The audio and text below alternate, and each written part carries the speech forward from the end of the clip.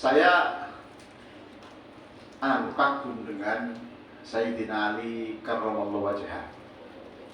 Dalam salah satu biografi beliau yang kemudian diterbitkan dari judul Nahjul Balaghah, yang nanti bisa dicek, itu ada kalimat dari Sayyidina Ali yang menurut saya keren banget. Ya, keren bahasa kita sekarang ya. Ar-rizqu naw'an, rizqun tatlubuhu wa rizqun yatlubuka. Ini zaman 14 abad yang lalu ya. Beliau mengatakan rezeki itu ada dua. Satu, rezeki yang kalian perebutkan. Yang kedua, rezeki yang memperebutkan kalian. Nah, kira-kira penghulu milih yang mana?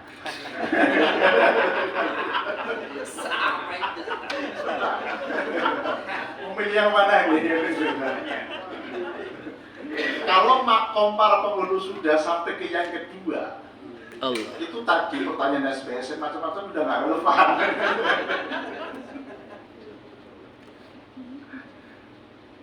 Jadi, tetapi begini, saya ketika memahami ini, itu tidak ujuk-ujuk ya, tidak tiba-tiba orang kemudian sampai ke makom yang kedua tadi, yang diperebutkan oleh rezeki. Siapapun itu pasti melalui fase berebut rezeki. Tetapi karena kemudian keahliannya, karena kompetensinya, karena produktivitasnya, karena nama besarnya, dan seterusnya begitu ya, sama-sama penghulu atau sama-sama guru misalnya gitu. Tapi yang satu produktif, banyak nulis, ya, banyak punya tayangan YouTube kalau zaman sekarang misalnya gitu ya, lalu menjadi dikenal ya. Yang tadinya mungkin berebut jam mengajar, gitu kan, untuk mendapatkan KCM, kelebihan jam mengajar gitu. Atau dalam kasus ini penghulu tadi itu, gimana caranya agar yang menikah lebih banyak di luar, di dalam KUA misalnya, karena kalau KUA kan terkena PNBP macam-macam kan gitu kan. Tetapi tadi ya, seiring dengan perjalanannya waktu ya, ketika keahlian, kompetensi, berbagai macam itu lalu bisa kita dapatkan, tidak ada alasan bapak-bapak sekalian sebagai penghulu ini kemudian tetap berada di makom yang pertama, di makom yang hanya berebut rezeki. Semua profesi, semua tanggung jawab, semua pekerjaan lah kata begitu, itu ada potensi yang sama untuk bisa menjelma menjadi yang diperebutkan oleh rezeki. Tergantung bagaimana kita bisa membawa menuju tadi. Nah, oleh itu menurut saya ya, misalnya tadi Pak Azhari mengatakan mudab-dab, bingung, bainal kiai wa kebundal. Itu juga tidak akan perlu terjadi. Karena begini ya, ketika panjenengan atau kita lah begitu ya, statusnya memang tadi jenengan penghulu, saya dosen, kerjanya saat gajinya selesai Pak. Artinya sama-sama sebagai ASN yang tentu penghasilan dari itu tidak berlebih gitu ya, standar lah ya sebagai seorang ASN. Tapi kompetensi tambahan atau added values ya, atau kemudian keahlian tambahan yang kita miliki, itulah yang membuat kita berbeda dari yang lain sesama orang-orang yang memiliki profesi yang sama. Sehingga saya betul-betul kagum dengan Sayyidina Ali tadi itu, dan layak perlu dikagumi karena luar biasa kan, cerdas dan bisa menantu Rasulullah.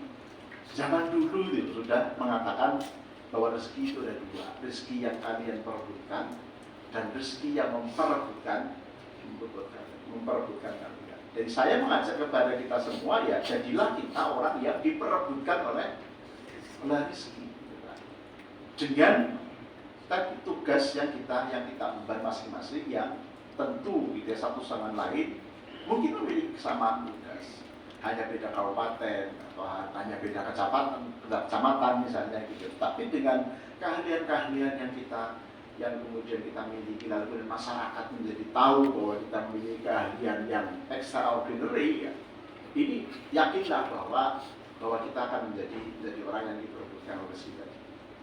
Sekaligus ya kita juga membuktikan tidak ada satupun gitu ya teks suci itu salah gitu kan ya.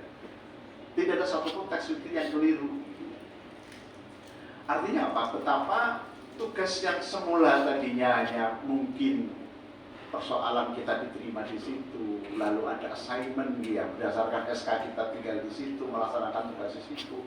Tapi tadi karena ghirah dan semangat untuk senantiasa memperbaiki, meningkatkan kualitas diri dan seterusnya, itu kemudian dengan sendirinya kita ini mulai ya menjadi orang yang diperebutkan oleh rezeki tadi.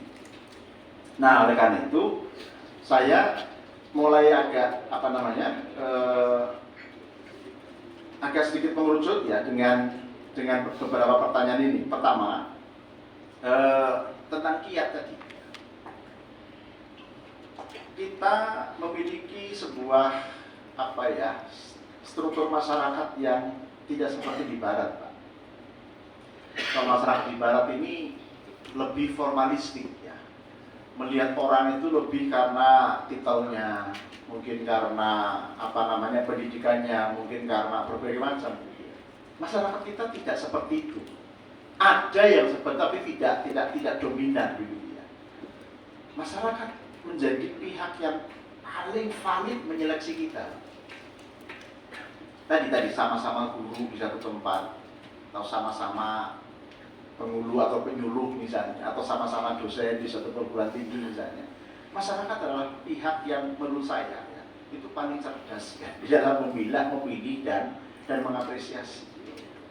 Nah, oleh karena itu ya, menurut saya kiat yang kemudian bisa kita share bareng-bareng dan kita wujudkan adalah tidak ada cara lain, meningkatkan tadi, menempatkan diri kita dan menghadirkan diri kita semaksimal mungkin tadi. Kelebihan penghulu dan penyuluh menurut saya salah satunya karena jelas ketika seleksi masuk menggunakan paradigma kesantrian gitu ya, masuk jadi penghulu nggak bisa baca doa misalnya gitu kan.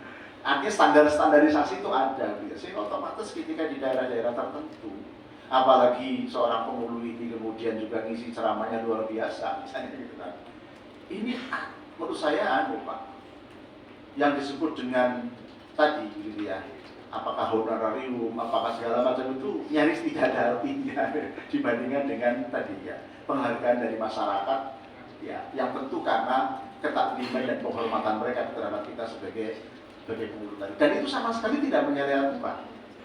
Aturan mana yang dilanggar? Ketika misalnya seorang penghulu isi pengajian, misalnya gitu ya, diundang mengisi Isra Mi'raj, Ramadan diundang misalnya gitu kan tidak ada yang dilanggar ya, karena tidak menyalahi dari tugas-tugas sebagai seorang penghulu tadi. Intinya adalah ada tugas utama dan ada kiprah tambahan tadi yang kemudian bisa kita optimalkan tadi. Sehingga dari situlah kemudian ketika kita misalnya tadi banyak memiliki kreativitas, banyak kemudian dibutuhkan oleh masyarakat dan Allah lalu memberikan jalan ya, rezeki tambah ya dari apa yang kita lakukan, ya tentu ya namanya juga rezeki dari Allah ya harus kemudian juga disyukuri dengan cara gitu ya berbagi gitu kan, dan seterusnya lah. Saya kira bapak sudah paham dengan rasa maksud ya. Jadi saran saya adalah jadikan tugas yang sedang kita lakukan itu sebagai tadi tugas utama yang memiliki dimensi tamu. Kita pada saat bersamaan upayakanlah diri kita masing-masing berproses menjadi orang yang dicari, bahkan diperebutkan oleh rezeki tadi. Dan ini real gitu ya, karena yang mengatakan adalah Sayyidina Ali, dan kalau kemudian kita lihat ya, semua orang itu mengalami. Untuk membangun legitimasi ya, dari apa yang disampaikan oleh Sayyidina Ali, karena beliau 14 abad yang lalu, ada seorang ulama yang juga menurut saya menarik untuk saya sampaikan. Ada yang pernah dengar kitab I'anatul Talibin, Syarah Fathul Mu'in? Oke, dengar ya. Nanti dicek di halaman pertama itu. Alhamdulillahilladzi awdaha tariqal talibin wa sahhala manhajas sa'adat lil muttaqin wa fassara basairal mutasaddiqin bi sa'il hukmi wal ahkami fid din wa manahahum asrarul imani wa anwarul ihsani wal yaqin Asyhadu an la ilaha illallah al-malikul haqqul mubin wa asyhadu anna Muhammadan abduhu wa rasuluhu shadiqul wa'dil amin. Itu hanya muqaddimah memang. Tulisan dari Abu Bakar Syatto di I'an atau Tolibin, syarah dari Fathul Mubin. Tapi kalau saya cermati, saya baca dan saya pahami, itu perjalanan hidup, the journey of life atau the life journey dari seseorang, semua kita. Mengapa demikian? Kalimat alhamdulillahilladzi awdahat thariqan lit-thariqin. Segala puji bagi Allah yang telah mempermudah jalan bagi pencari pengetahuan. Jadi pertama, siapapun kita, siapapun orang itu akan melalui proses hidupnya dengan pencarian pengetahuan, searching for knowledge istilahnya. Mengapa searching for knowledge? Mengapa pencarian pengetahuan? Karena dengan orang belajar, apakah formal, apakah informal, apakah non formal, macam-macam lah gitu ya. Itu orang itu akan memiliki keahlian, akan memiliki kompetensi, akan memiliki keunggulan kompetitif bahasa dalam dunia pendidikannya. Sehingga dengan dia memiliki keahlian, memiliki kemampuan, memiliki kompetensi, dengan keahlian inilah dia akan mendapatkan wasilah, mendapatkan rezeki. Wasahhala manhajas sa'adati lil muttaqin. Kata orang, apa sih tanda orang bahagia? Senyum. Pertanyaan saya, kalau hidupnya masih kekurangan terus ini, makan aja susah, bisa senyum nggak? Jadi dengan kompetensi, lalu kompetensi inilah yang menjadi penghantar mendapatkan rezeki, kecukupan di dalam hidupnya, sehingga dia menjadi happy. Jadi yang kedua, searching for happiness, pencarian kebahagiaan. Ini tahap yang kedua. Nah, kalau orang sudah happy, sudah bahagia ya, hidupnya sudah nyaman gitu ya, kearifan akan muncul. Tomak itu tidak akan menghampiri. Ya kalau menghampiri bisa kemudian kita hindari secara bertahap gitu ya. Rakus juga bisa kita manage kan, nggak usah pernah gitu kan, karena sudah bahagia kok gitu kan. Sehingga ya, setelah wasahhala manhajas sa'adati lil muttaqin, orang kalau sudah bahagia, mata batinnya akan makin terasa. Wa basairul mutasaddiqina bisairil hukmi wal ahkam fiddin. Zat yang telah membuka mata batin untuk bisa membedakan mana yang benar dan mana yang tidak benar. Kearifan akan muncul. Nah, menggunakan basirah karena kalau ainun ya, mata biologis itu kan makin nggak valid. Kayak saya sekarang usia 53, ya makin lihat jenengan itu sudah nggak kelihatan ganteng ya Pak, karena sudah nggak gelap. Mata saya sudah minus ya, gitu. Makin tidak valid ya kalau mata biologis, tapi basiratun, mata batin, mata hati itu makin tajam. Ini kalau kita masuk juga dalam dunia tasawuf. Nah, kalau sudah mata batinnya terasa, ya, kearifannya muncul, ya, maka otomatis akan muncul, akan sampai kepada level yang keempat, wa manahahum asrarul imani wa anwarul ihsani wal yaqin. Akan muncul ya pengetahuan tentang rahasia yang itu hanya milik Allah. Kita dibocorin Pak rahasia itu. Sering sekali para orang arif itu kan kadang-kadang ketika ada tamu datang gitu ya, tamunya belum ngomong sudah disampaikan, dia sampean jangan gitu, masalahnya gini. Padahal nggak pernah ngasih tahu. Itu orang yang sudah mata batinnya sudah terasa, sudah tahu, dibocorin sama Allah gitu kan. Sir tadi. Nah, oleh karena itu, proses perjalanan hidup manusia tadi, dari mulai searching for knowledge, yang kedua pencarian pengetahuan, ya, lalu yang kedua pencarian kebahagiaan, tahapan yang kedua, setelah bahagia pencarian kearifan, itu yang ketiga, lalu yang keempat pencarian kesejatian. Jadi sejati kita sebagai makhluk yang kemudian karena nur tawajuh ya, dari Allah, kita bisa mengetahui dan bisa mendapatkan informasi-informasi yang mungkin orang kebanyakan tidak tahu tentang informasi. Jadi saya ingin kembali kepada 3 pertanyaan tadi ya. Memang tidak spesifik langsung ya, tetapi intinya adalah saya mengajak ya, Dari semua pertanyaan tadi, caranya tadi bagaimana kita bisa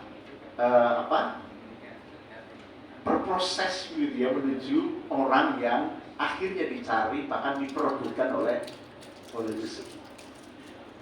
Nah, kalau sudah diperebutkan oleh rezeki, maka tentu hal-hal yang sifatnya administratif tadi, Pak, apakah tukin, apakah honorarium atau kayak yang lain, ya itu biasa aja kan gitu kan. Ada ya, alhamdulillah orang ayupis gitu kan. Karena sumber-sumber yang lain banyak. Akhirnya kan gitu kan. Itu kalau sudah mencapai makom yang diperebutkan oleh rezeki. Saya demikian Pak, saya hanya bisa sampai sini Pak Salman, dan harus ada acara yang lain. Saya mohon maaf kalau seandainya rada provokatif ya, tapi memang tadi Prof itu memang provokator. Mudah-mudahan ini membuat kita semuanya. Saya akhiri, mohon maaf. Assalamualaikum warahmatullahi wabarakatuh. Waalaikumsalam warahmatullahi wabarakatuh. Kita Bapak Profesor Dr. Bin Haji Muhammad Nur Khalis Setiawan,